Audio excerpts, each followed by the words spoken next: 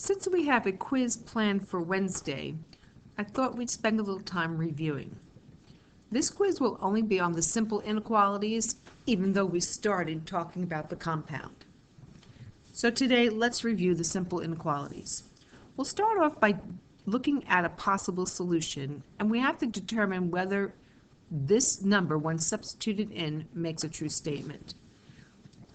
We'll take -2 and multiply it by -3. Again, I'm not solving, I'm just replacing and seeing if it makes a true statement. -2 times -3 is 6.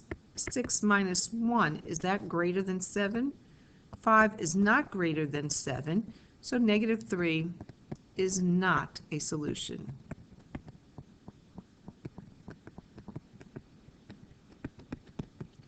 In our second example, we are going to test out 3. 4 times 3 plus 3. Is that less than or equal to 19? Well, 12 plus 3 is 15, and 15 is less than or equal to 19, so 3 is a solution. We're drawing a conclusion. We're determining if the given value works in this particular problem. Let's take now 5 and replace that into this expression here. Now that we've replaced it, we're going to see if it makes a true statement for this inequality. We have 25 minus 3 is less than 22. Is 22 less than 22? The answer to that is no. So 5 is not a solution. If there were an equal to sign underneath, then we'd have a yes. Let's take -4. 3 times -4 plus 2 is greater than or equal to -10. -12 plus 2, let's simplify, gives us -10. Is -10 less than or equal to -10? The answer to that is yes, so -4 is a solution. That's all you need to do to test out or determine if a number is a solution, is replace it into the expression and see if it works. We then went into talking about solving and graphing linear simple inequalities. So we encountered the one step and the two step. One step I'm not going to go over because those are pretty straightforward, but let's do some two-step and some multi-steps. On this first one, I'm going to combine like terms.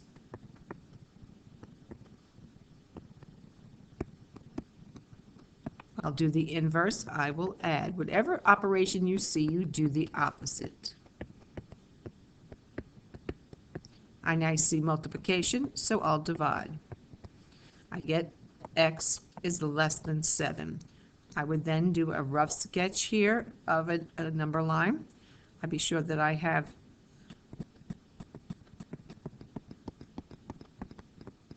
an open circle at 7 and shade everything that's less than it. That would be your graph. Knowing when it's an open or closed circle and knowing whether you're shading to the left or to the right. Problem number 2. Let's distribute. I've got 2x plus 2 is greater than or equal to 24. Inverse, I see add, I'll subtract. That gives me 2x is greater than or equal to 22. Let's divide by 2, and we get x is greater than or equal to 11. That's my solution. If the question asks for you to graph as well, you would find 11 on your number line. This time you would put a closed circle because of this line underneath. It says it's also equal to 11, and we'll shade everything in that greater than direction. The direction of the inequality is telling you what direction to shade in. Let's try 2 more. This one has the variable on the right, which means at the very end we're going to rewrite it. Let's add 2. That's the opposite of subtraction, is to add. Let's divide by 2. And I get 22 is greater than x. So we rewrite that solution as x is less than 22. If not, we might graph it incorrectly. So we'll have somewhere over here 22. If you have to create your own number line, you can set up the intervals. Open circle and shading everything that's less.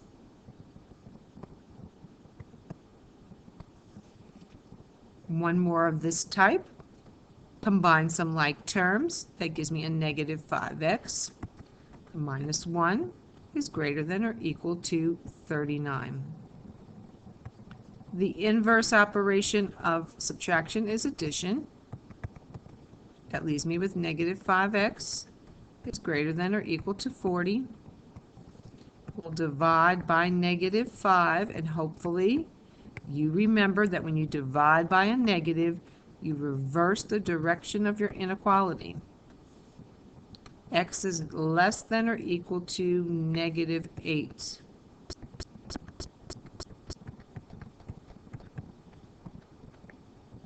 Again, you don't need to have a lot of intervals listed, as long as you have enough for us to see what comes before and what comes after.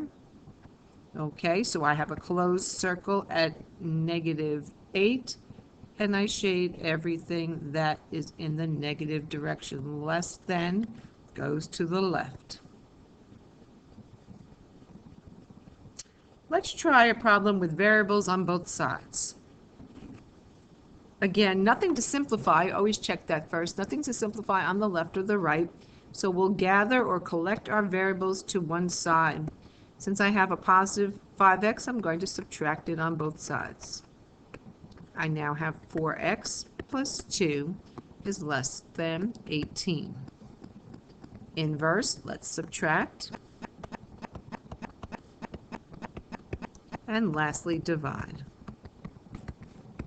X is less than 4. Now this problem just says solve, it doesn't say graph. One last one of this type, I'm going to add the inverse of a negative here is a positive, so let's add 2x to both sides. I now have 3x minus 3 is greater than 18. Let's add 3 to both sides. 3x is greater than 21, and divide by 3. X is greater than 7. So those are the types of problems that you'll see on Wednesday's quiz. You'll see some problems where you need to test out a possible solution. You'll see some simple inequalities of two-step, multi-step, or variables on both sides. What you won't see, unless it's a bonus question, is a compound inequality question. In the compound inequalities, we're going to solve and graph. This is what we did in yesterday's lesson, and I'm just going to do one of each so that we don't forget this skill, because that's what we're coming back to after the quiz. With an OR type of inequality, we are going to solve them separately, but graph them on the same number line. We'll start with the one on the left. We'll subtract 1. We've got 3x is less than 3. Divide by 3. X is less than 1. So we're still practicing our solving of either the simple one or two-step inequalities, but now we're going to put them on the same number line. On the second inequality, I'm going to add 5 and divide by 2, and x is greater than 6. So I need an interval somewhere here.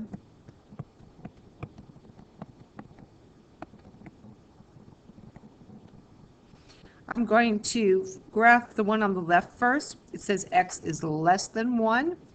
Open circle and shade everything that's less. On the second part of this, it says x is greater than 6. Open circle again and shade everything that is greater. That was the or. With the or, the graph goes in two opposite directions. On to an and. You know this is an and because there is an expression in between two inequality symbols. This is a two-step, so I'm going to start by adding 8 to both sides. I'm now going to get 6 is less than or equal to 3x, which is less than 18.